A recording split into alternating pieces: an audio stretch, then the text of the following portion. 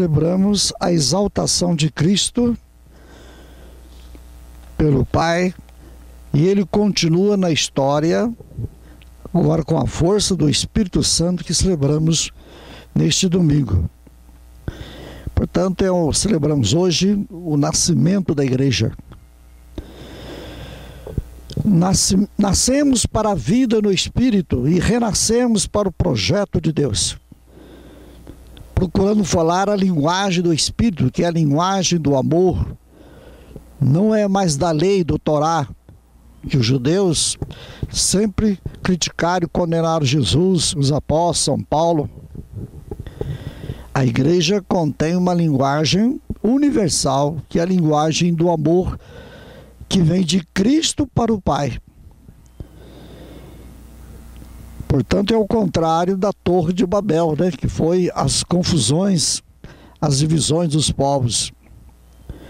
Bebendo o mesmo Espírito que foi a base da ação da palavra de Jesus, a comunidade cristã vai provocar um julgamento de Deus na história. Reunida pelo Espírito de Jesus, a comunidade é uma epifania de Deus. Vai proclamar as suas maravilhas. Portanto, todos os povos são convocados e devem viver unidos nessa nova aliança. Portanto, agora nós estamos diante do tempo definitivo que formamos com Cristo um corpo, bebemos a unidade.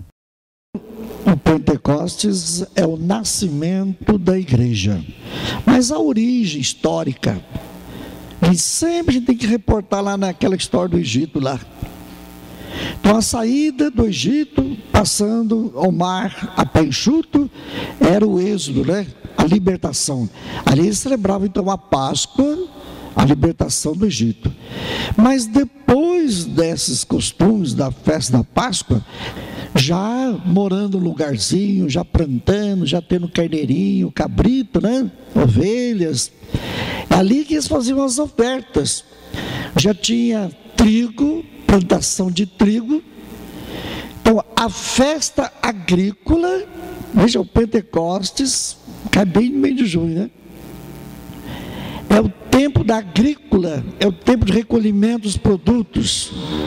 Bom, aqui no Brasil é frio, né?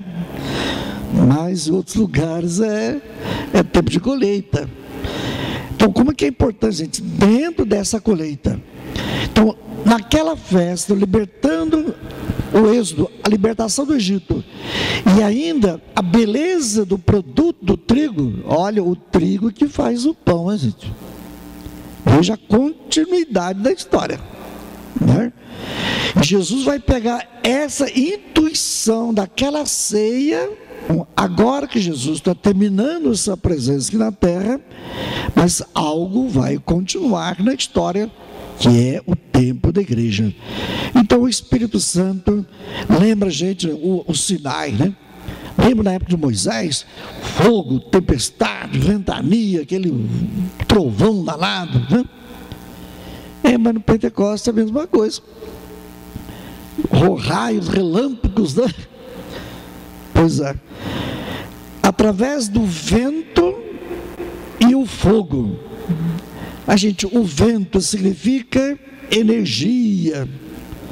O fogo representa a força irresistível. Por isso que a gente sempre acende uma bendita vela quando a gente reza.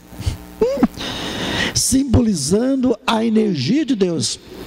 Ninguém pode controlar o fogo. Entrar lá dentro, você queima e morre. Ninguém pode controlar Deus. Então, para representar essa força estrondosa que conduz a história, não é a força da filosofia dos padres e bispos e papa, não, filho, nem dos santos. É a energia de Deus que está na história. A gente sempre tem que lembrar, missa, esquece o defunto, essas coisas todas, gente. Tem que lembrar aquela libertação do Egito, lembrar a ceia da Páscoa, lembrar, né, o produto da terra, lembrar a morte e ressurreição de Cristo. Então, hoje hoje nós temos que também colher os frutos, né? E veja lá, até no Carta aos Gálatas, né, capítulo 5, ele fala dos frutos do Espírito, né?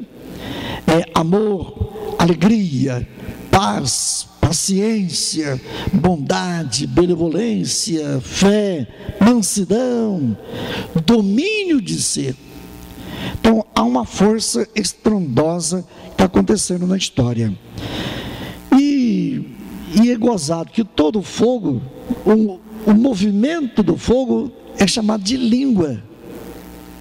Então quando São Lucas fala nos Atos dos Apóstolos, a língua que parou na cabeça dos apóstolos, não é língua significando cultura, não é um grupo, né, humano, não é uma linguagem dos homens, não representa o português, o inglês, o chinês, o japonês, não. É muito mais, né? Não é uma identidade apenas cultural, né? Mas significa há uma comunicação agora dentro da igreja que continua. Agora, quando a gente fala igreja, vocês pensam que é Papa, Bispo e Santo. Não é, filho. Tem que recordar 2, 3 domingos atrás. O que falava lá, né? O que é a igreja? É uma comunidade natural entre homens e mulheres. Ninguém de nós é super astro, super santo. É uma comunidade natural, mas também uma comunidade pastoral. Nós temos que evangelizar o evangelho de Cristo para toda a humanidade. Nós somos uma comunidade diaconal, estar a serviço, aí, o 7 dom do Espírito Santo. Nós somos uma comunidade teologal, é o Espírito, a totalidade de Deus. A gente imaginar que a energia de Deus, o vento, o fogo, representa, né? O que é a força de Deus dentro do seu Filho Jesus. Jesus, né, é o retrato do Pai. É a prática do Pai que está em Jesus. Agora o Espírito Santo vai ser a prática de Cristo. Por isso que a igreja, todos nós temos que executar a mesma prática de Cristo. Portanto, nós temos que superar o medo, o egoísmo, o racismo, as divisões. Os apóstolos estavam com as portas fechadas, aqui por causa do frio, né? A igreja não pode ficar fechada. A igreja não é uma seita, a igreja não é uma filosofia, não é um espiritismo, não é uma maçonaria, daí vai. Mas quanta coisa, vou ter que romper com isso, tá? A possibilidade de comunicação universal. E lá no Gênesis, aquela torre de Babel, lembra? O orgulho humano, a ambição desmedida, a separação das raças, o desentendimento, criou aquela torre de Babel. Os Estados Unidos, ó. O que aconteceu? Sinal dos tempos. A torre do comunismo está desmoronando. O capitalismo também está desmoronando. Gente, olha a história aí. Então, gente, nós somos uma comunidade messiânica, é uma comunidade, ação de Deus, tem que modificar as relações humanas. Gente, é isso que falta coerência. No evangelho de hoje, de sexta-feira, Jesus vai perguntar para Pedro, lá no encerramento: Pedro, tu me amas? Ah, Senhor, eu te amo. Então apacenta as minhas ovelhas. Pedro, me amas? Sim, sim. Apacenta as minhas ovelhas. Pedro, tu me amas? Terceira vez. Irmãos, ninguém tem convicção de uma coisa se não ama.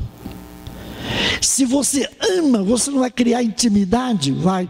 É isso que nós temos que ter na Igreja Católica. E não temos. Batizamos de qualquer jeito, comungamos de qualquer jeito, casamos de qualquer jeito. Vocês estão percebendo na vida de vocês, gente. Quanto mais você vai entrando em intimidade com a palavra de Deus, você não tem coragem de largar a sua comunidade. Você pode até mudar de cidade, tudo bem. São circunstâncias.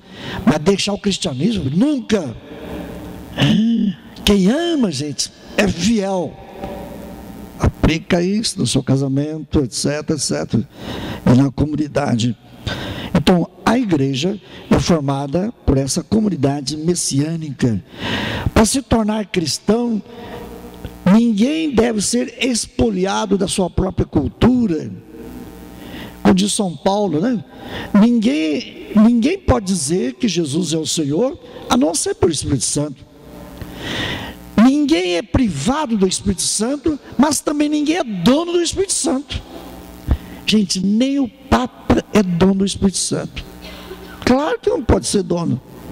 Ele é homem também. Agora, a comunidade, ter certeza que há uma energia de Deus em nós. A gente vê as leituras de São João, em capítulo 13, 14, 15, 16, 17. Faça adoração ao Santíssimo, lendo esses textos de São João, gente. É uma grandiosidade. Portanto, o cristão, nós não podemos ser espalhados da nossa cultura, nem os africanos, nem os europeus, os americanos, gente. Todas as raças, todos são convidados, nas diferenças de povos, de religiões, gente da roça, gente da cidade, né? O caipira, o letrado, o culto, o doutor, o engenheiro. Meu filho, o evangelho, se for amado, quem ama Cristo, na força do Espírito Santo, necessariamente o grande e o pequeno estão juntos. Agora, vocês sabem que na realidade não acontece isso, né? Quem é milhões, quem é dono de muito dinheiro, não vir numa missa aqui em plena sexta-feira nesse frio, né? Não é? Nem é nós, porque somos pobres.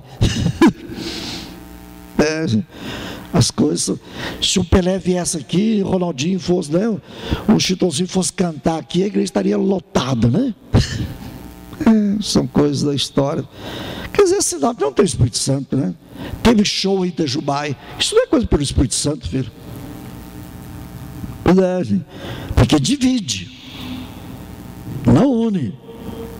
Pois é, então o projeto de Deus, gente, é o testemunho, gente. Então a comunidade messiânica é uma comunidade também universal, unida, gente. Vamos ultrapassar as nossas limitações, assumir como comunidade de amor, de liberdade. Então o Evangelho vai gerando essa comunidade universal. Então a igreja é uma comunidade nova, anti-Babel. Jesus falou bem claro no Evangelho: os pecados que vocês perdoarem. Gente, o que é o pecado? O pecado é tudo aquilo que leva à morte, a destruição da dignidade da vida. A sociedade, então a igreja não pode perdoar, tem pecados, não pode perdoar. Mas tem gente que está perdoando aí, né? Meu filho, presta atenção, o que é a igreja de Cristo não pode, né? A igreja, aquilo que é Babel, gente, aquilo que é divisão, aquilo que é racismo, aquilo que é discriminação, né? É uma Babel. Então a igreja não pode dar bênção. A igreja tem que denunciar tudo aquilo que leva à morte. Paulo, na segunda leitura, a gente vai mostrar para nós, né, um comportamento. Há muita gente, na época de São Paulo, havia aqueles cristãos, até hoje, eu tenho o dom de falar línguas, eu tenho o dom de fazer a oração do Espírito Santo. Havia muito fanatismo ontem e hoje. Há muita gente que pensa que é mais do que o outro, porque eu tenho um dom na língua, você não tem. Eu sei rezar em aramaico e você não sabe. São Paulo meteu o pau no céu. Os dons do Espírito Santo, nós somos escolhidos de Deus. Nós somos iluminados, sim, mas não com autoritarismo, não com prepotência. O carisma, os dons do Espírito Santo, o carisma principal é confessar que Jesus é o Senhor